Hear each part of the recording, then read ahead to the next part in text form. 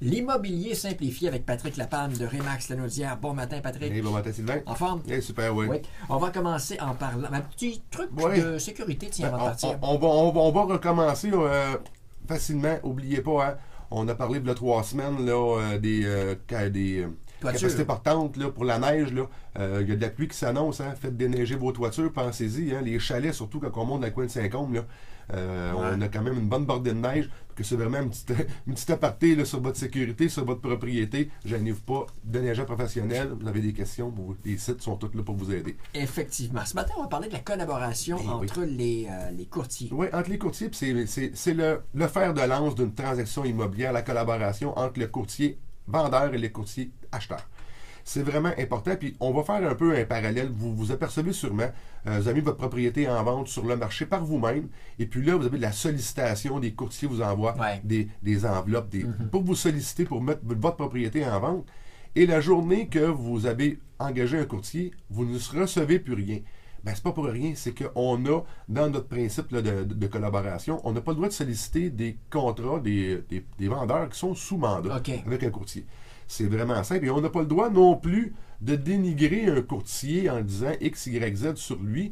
Et si vous n'êtes pas content, ben, de faire des plaintes verbales. S'il y a des problématiques, encore là, on s'en va en demande d'assistance de la l'OACQ qui va gérer le problème, mais on n'a pas le droit de faire ça. Parce que je fais un peu un parallèle. La semaine passée, j'ai eu un client qui m'appelle, dit « Ouais, tel courtier, qu'est-ce que tu en penses? » Je ne peux pas vous répondre parce que son plan d'affaires n'est pas pareil au mien parce que je ne le connais pas aussi. Qu'il faut vraiment, on n'a pas le droit de se dénigrer entre courtiers. Et après qu'on a signé, maison à vente, tu me représentes, tu es mon agent. Là, tu as aussi des obligations. J'ai des obligations. Moi, j'ai signé un contrat de courtage avec toi, Sylvain, donc tu es mon vendeur. J'ai l'obligation d'aller chercher le maximum de prix, de publiciser la propriété, de tout faire en sorte qu'on ait le maximum de visites avec ta propriété. Je ne peux pas, en réalité, non plus dire, bon, parfait, je vais inscrire la maison de Sylvain au courant de la semaine et j'ai 2-3 acheteurs qui traînent dans mon bac d'acheteurs pour vous le présenter tout de suite.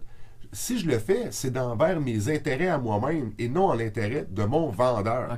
Fait qu'il faut au moins se laisser un temps que la propriété va être publicisée dans les réseaux centristes, tout dans les publicités normales que le courtier va faire selon son plan d'affaires, pour donner une chance que le client-vendeur ait le prix maximum. Comme ça, les autres agents la voient aussi, et puis ça augmente mon risque d'avoir de meilleures offres.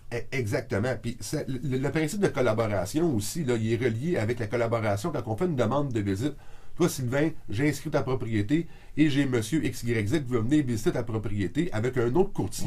Ben, c'est mon devoir de lui répondre dans les plus brefs délais dès que j'ai l'information et aussi de lui fournir les documents qu'il va me demander. Si on prend la déclaration du vendeur, est obligatoire de l'avoir sur le site de Centris, mais tout autre document qui pourrait être pertinent dans l'information de la propriété, il faut que je le diffuse, qu'au moins qu'il y ait un accès le courtier. Fait que sur la fiche dans Centris, il va aller voir documents d'installation sanitaire, les taxes municipales, les scolaires, s'il y a eu des dérogations, des documents comme ça, je mets au maximum l'information disponible au courtier. Il y a des contrats entre les courtiers et les vendeurs. Il y a aussi des contrats entre les courtiers et les acheteurs. Ben oui, mais un peu le parallèle qu'on fait quand moi j'ai un contrat avec toi, Sylvain, qui est mon vendeur, j'ai l'obligation d'aller chercher le maximum pour toi. Selon le contrat, selon ce qu'on a établi avec les inclusions, exclusions, toute la propriété.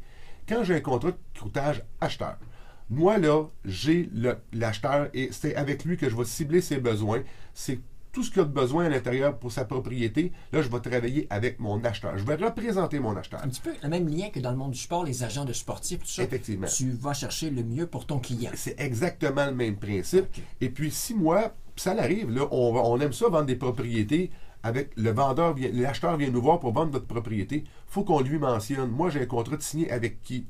Avec mon vendeur. À moins que j'ai un contrat de courtage acheteur avec lui, il faut que j'avise quand même les deux parties, j'ai pas le choix, il faut que je sois transparent.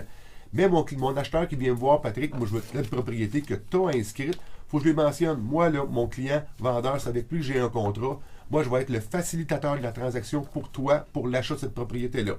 Pour en savoir plus. Oui, naturellement, au 450-499-5544. Vous pouvez me rejoindre aussi sur mon Facebook sans problème. Un petit message, on me fait plaisir d'y répondre. Ou sur patricklapalme.com. Patrick Lapalme, un but, une passion. Vendu. Vendu.